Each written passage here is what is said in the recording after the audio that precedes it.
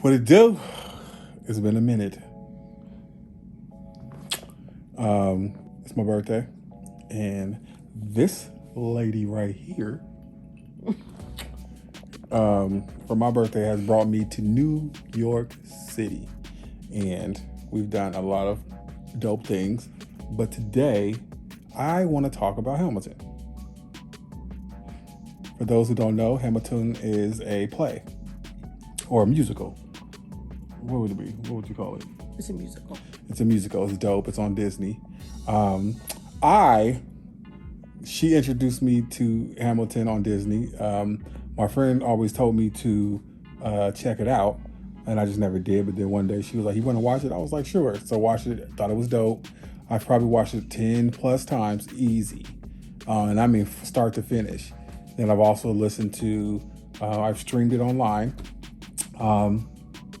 I would definitely say I know all the ins and outs musically of it.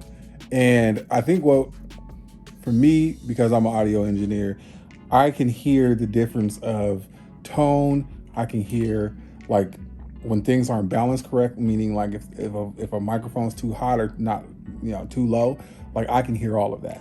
And so going to see it live for me was definitely different, but it was great. It was amazing, and I'm so glad I went, and I want to go again. And if the original cast ever gets back together, I have to see that live. Let's get back together. I have to see that live. Did you know people were paying like $2,000 a ticket when it first came out? I can see why.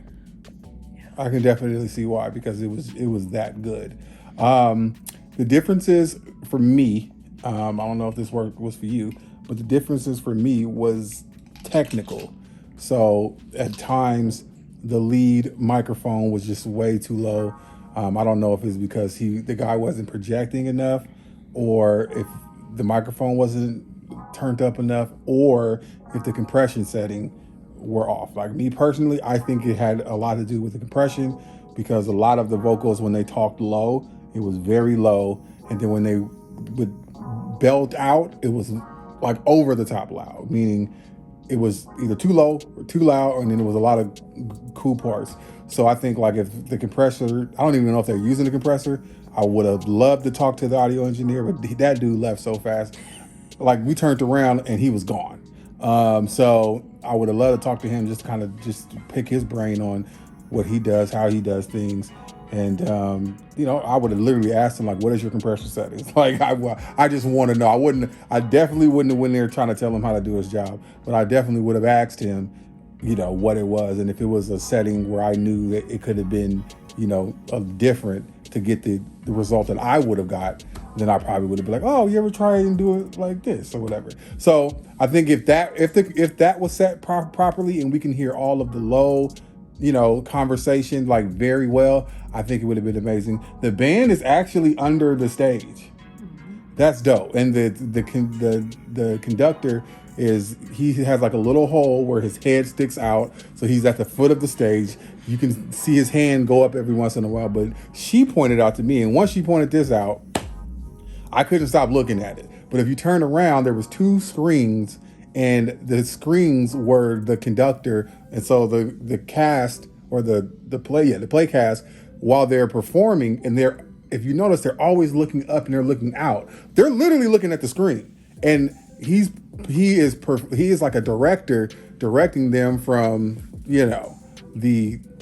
how long the note needs to last, and how everything's how the note shuts off. Like everything was thought of in that aspect.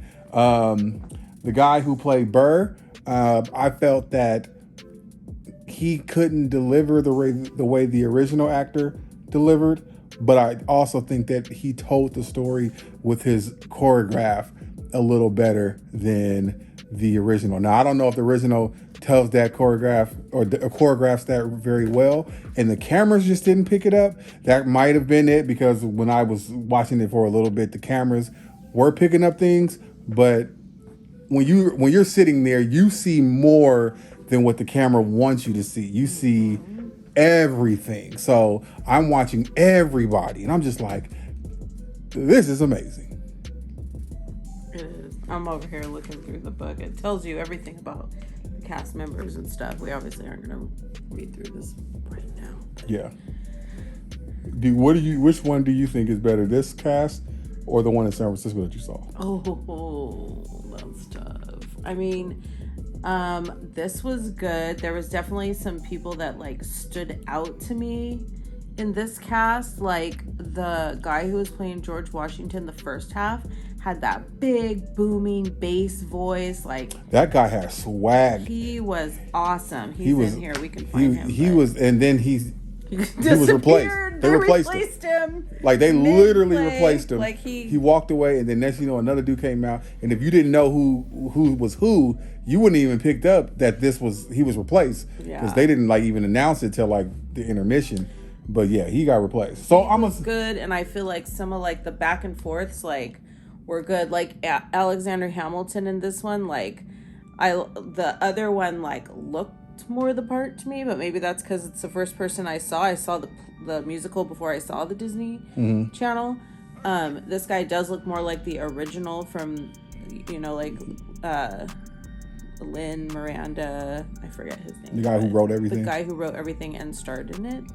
He looks more like him, but his like back and forth when they were like rapping back and forth was good, and he definitely had that little extra like personality to put into it. Like no, like that attitude. He was tight.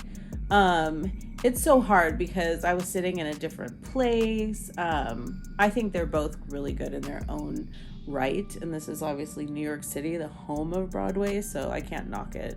They're both amazing. Yeah. There were times where I felt like the guy who did Burr's part, his delivery was a little out of pocket. And when I say out of pocket, like most people who do music, when you say it's not in pocket, like they describe being in pocket as being in a rhythm, a perfect rhythm that you're just in pocket. And it's that's how you describe it. I know, like, you might be like, what does that mean? But when this guy was doing his parts, a lot of it, the timing of it just didn't feel. But at the same time, I am basing it on the Disney version with the original cast. Yeah. So because I heard that first, that's what makes, now it's like, that's what I'm comparing it to, because I'm comparing the whole thing to the Disney cast version of it. And like I said, the streaming version isn't even as good as their live version, meaning they have two different timings between the two things. So not everybody can always do it the same way. Well, all I'm saying is there was times where I kind of felt like I'm ready for this energy to hit me in the face, and I was just like, why is it? It's not hitting me in the face. Like his delivery, the way he's saying it, like the original guy. I wish I knew his name. Everything he said just had, like, he projected. It was aggressive. It was dope. And this guy, but like I said, the story being told with the choreograph. Oh God, there's parts about the story that I didn't even connect until I watched it live, and then it like I really understood it. Even the King, the original King, I thought he did an amazing job, and right now I still think he did an amazing job. But then this new guy who did it, I actually think he did a better job. And it's hard to say because they almost sound the same, but the choreographing, the way he pronounced when he was making fun of, what he'll do for, to show you his love. Like I don't want to say it because I mean, if you plan on seeing it, I don't want to ruin it for you. Mm-hmm. But it was how he said it that made me say, oh, that's what he meant. You know what I'm saying? It is Leslie Odom Jr. that plays. Yeah, Leslie Odom Jr. If you're watching this, bro, you're a beast. The way you deliver, beast. The room where it happens, that is my favorite song. So when that came on, I was ready for it. And yeah, I didn't understand the way the story was being told from the way Disney shot it. Like, I liked the song, but when I saw it live, I understood that he wanted to be in that room where it happened, and he was not. And he went crazy at the end because he just wanted to be in the room where it happened. Like that story I didn't connect with that story from the Disney version like the way I did live. Same. I didn't either. Right? Today I was like, oh, like he wants to be there. Like he's dying to be in the room where it happens. And so, and I don't think, and I watched it just a little bit before I did this, just to kind of reiterate, or I mean not reiterate, but make sure what I was thinking is what I saw. And I actually do believe the original cast probably did deliver this. It's just, I think the way it was shot, like they're focusing on certain moments that they want you to see, but it's everything that's happening in the background that you don't get to see because the camera's cutting. But we got to see all of that, and whoever choreographed this is amazing because the background, everything is like you get it, like this is dope. Even the lady, like when there's a bullet. Oh my God! Slowly.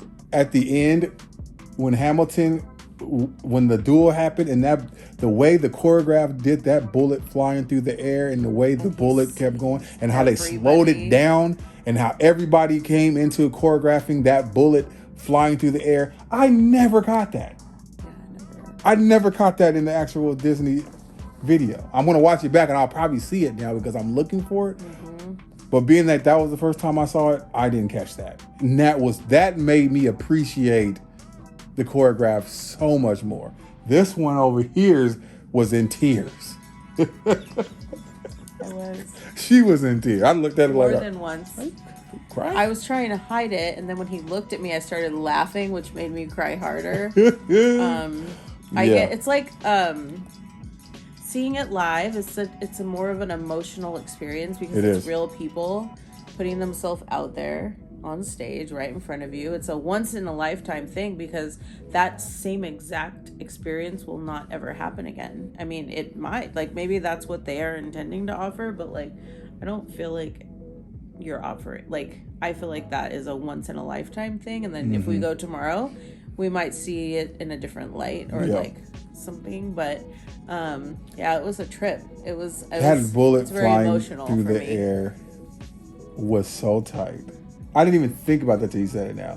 How it came out the gun, and then there was a whole song as the bullet was flying through the air, and how the cast came out and how they choreographed and picking people up, and if you're watching everybody, but as then you really think about like the bullets getting closer and closer to Hamilton, and then the stage is spinning, and then they're doing all this choreography, and by the time the song is done and the stage spins, the two people, Burr and Hamilton, are literally back in the position that the duel started in, and then the shot goes. I was just like, this is dope.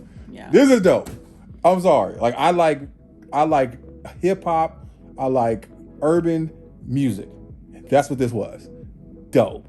Great lyrics, delivery, singing. The singing was amazing. The girl who I was confused for a second because for the Schuyler sisters, what's the first girl? Angelica. Angelica is the one that was the sister. She's like the main rich one that Elijah wanted Hamilton. Was Elijah the second one? Elijah was the one that married Hamilton, or no? Eliza married Hamilton. Okay, so Peggy. Angelica was black, Eliza was white, and Peggy was black on the DVD or the Disney. But in the play, Angelica was white and Eliza was black. And it confused me for a second because I just assumed, that's me being dumb. If you could just assuming, like, oh, they're going to be playing the same part. Then I was like, wait a minute, no, that's not like that. So the Eliza girl on the video, she sang good, but the black girl that played Eliza, that girl can sing. Yes, she was good. I was like, okay. And then the white girl that played Angelica, like she did her thing too. I was like, okay, this is.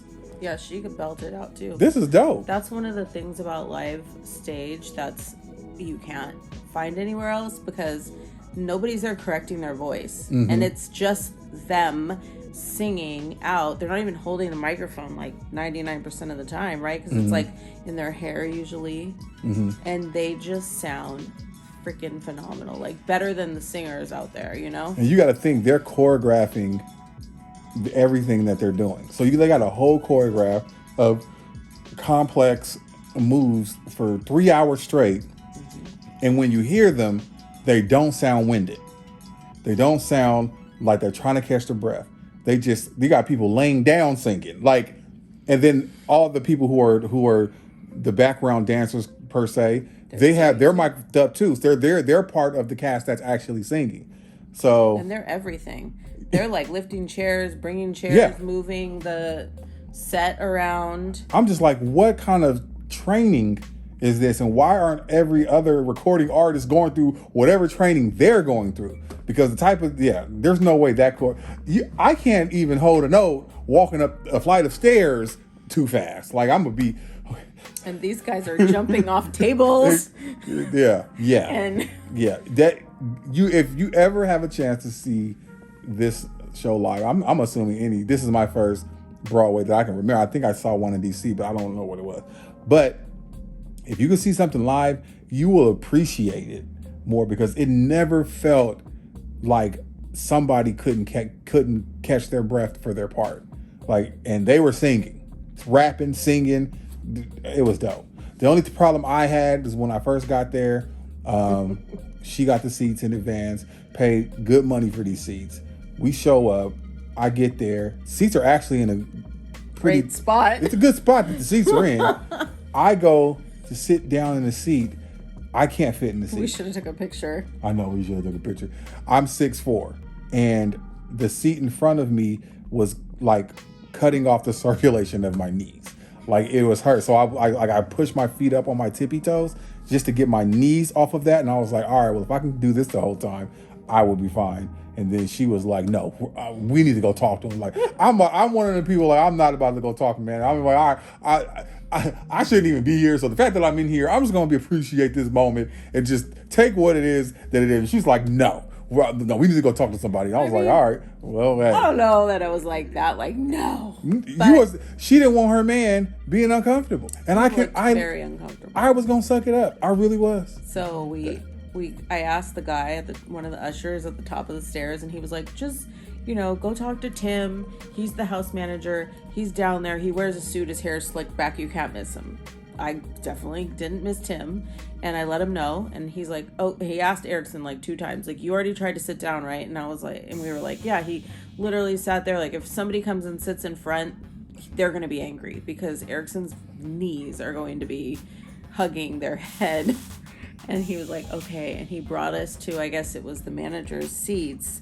And he had 2 people sitting there. And he gave them our seats, which were a better view, quite frankly. But we were a lot closer to the stage than we were previously. So it worked out. Erickson was not like kissing his knees, and nobody was having them in their head. Although we were next to somebody who was coughing the whole night, but we could have been next to somebody coughing the whole night up there too. So yeah, that is what it is. But I'm just glad that he was comfortable. And they were saying like, "Oh, we have this problem every day." Yeah, he said this happens every single day. Like it was. So I'm thinking to myself, like, I get, like, just if you guys just took one row out of the theater and just move the seats.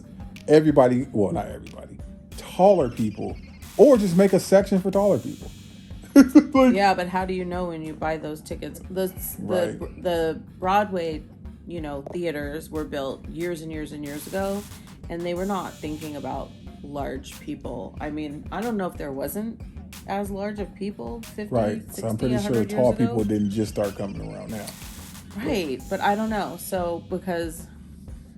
Yeah, but anyways, I just thought, oh, what the hell, they might be able to do something for us, and he did, and so at least that was better, because his legs would have been numb by the end of the show. Yeah, they would have, and I would have sucked it up because I wasn't trying to move. It was interesting because here in New York, the theater is a lot smaller than the one in San Francisco that I saw, and you would assume that New York is bigger, but because it's a show that's been going on for years at this point and not going anywhere anytime soon, it's probably smaller because of that. Like, They sell out. I'm sure they sell out almost every day.